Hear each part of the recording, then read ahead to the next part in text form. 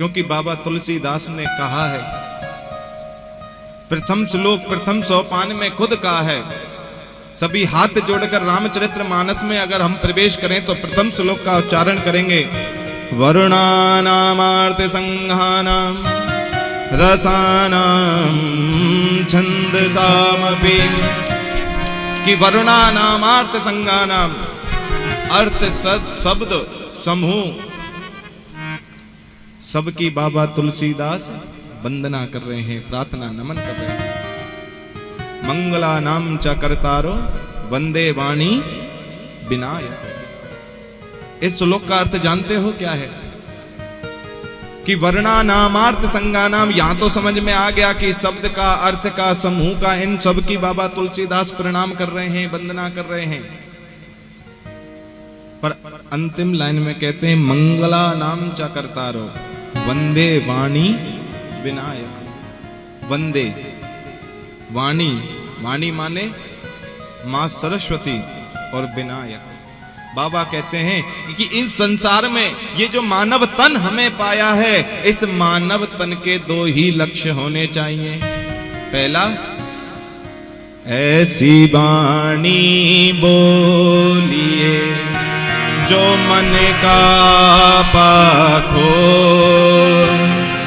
और अनेकों शीतल करे आपहु शीतल हो। कि ऐसी वाणी बोलिए जो मन का पाक हो। हमेशा वाणी कैसी होनी चाहिए?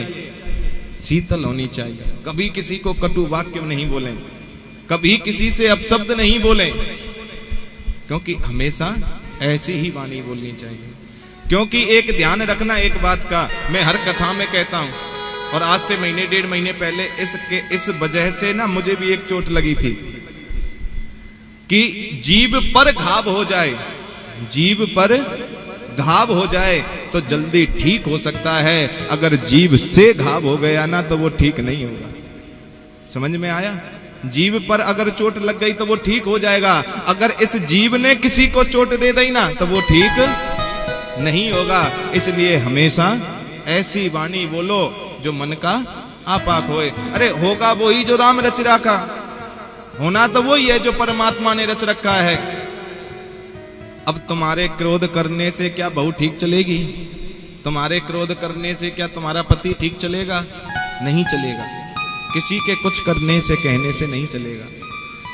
जो उसके कर्म में है, या जो उसके भाग्य में है, या जो ग्रह उसकी चाल चला रहे हैं, वो उसी तरह है चलेगा। इससे अच्छा फिर लड़ने गुतने की जरूरत क्या है?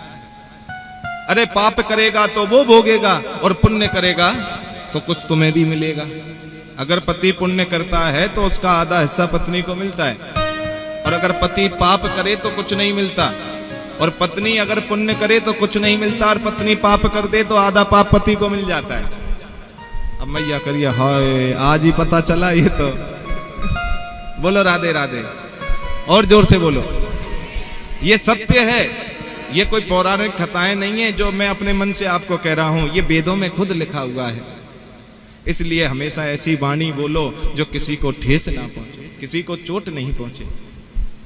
अच्छा बताओ, कौआ और कोयल में कोई अंतर है जी? कोई अंतर है कौआ और कोयल में? जैसा कोयल है वैसी ही कौआ है, वही काली कोयल होती है और काला ही कौआ होता है।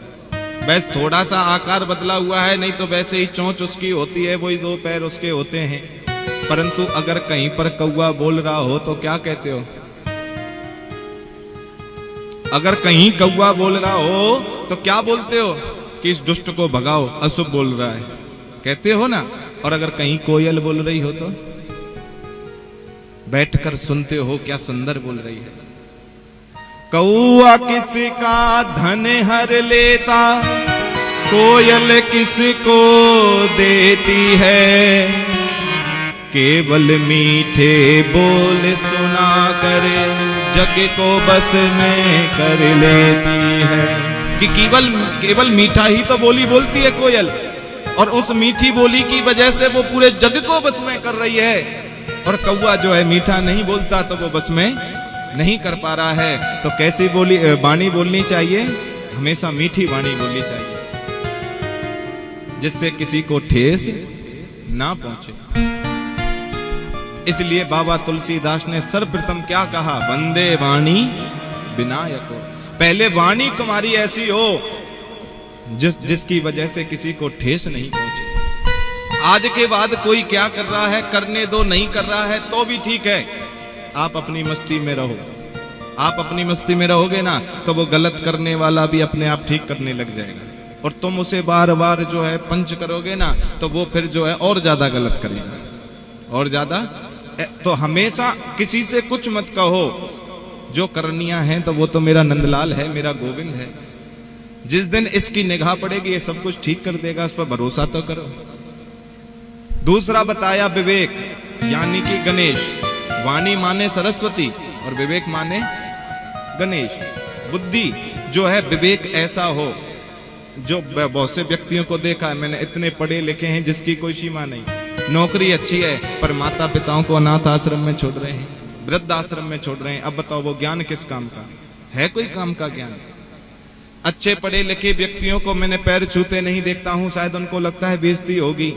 तो ऐसा भी विवेक नहीं होना चाहिए। चाहे अनपढ़ रहो, अंगूठा टेक रहो, पर अपने कल्चर यानी कि अपनी संस्कृति को कभी मत छोड़ो। अपनी संस्कृति पर हमेशा पूर्ण आस्था रखो। अरे आज तुम किसी के आगे झुकोगे तो कल तुम्हारे आगे भी कोई झुकेगा। इसलिए विवेक तुम्हारे पास ऐसा